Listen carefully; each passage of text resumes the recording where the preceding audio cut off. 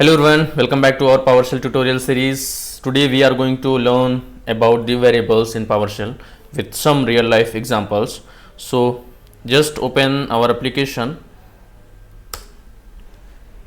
In PowerShell, a variable is like a container that holds a value, and you can think of it as a box where you can store something for later use. For example, if you are going to grocery shopping, you might make a list of items to buy.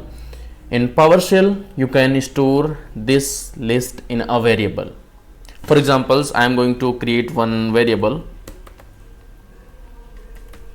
grocery list, and simply I am going to just store few things like as apples,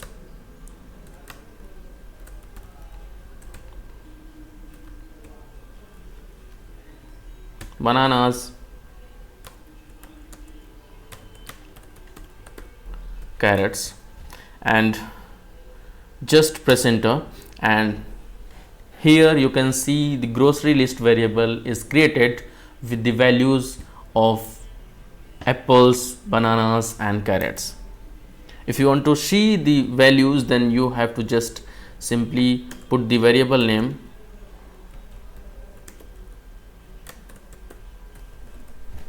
press enter, and here you can see the values inside this variable. Variables in PowerShell can hold different type of values such as numbers, strings, arrays and even objects. For example, so let's say you are planning a road trip and you want to calculate the total distance. So you could store the distance between cities in variables, and then simply you can add them up. So now let's create two variables, distance 1 which is 100 and distance 2 will be 200.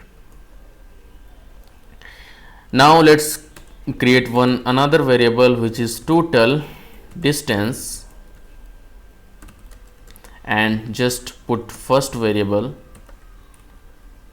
distance 1 plus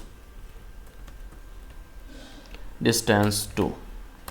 Basically these three lines of the command prompts or this script creates two variables for the distance between the cities and add them up to calculate the total distance, and it will store the total value in the total distance. And if you want to see the total values, then you have to just put the total distance variable and press enter, and here you can see the total value.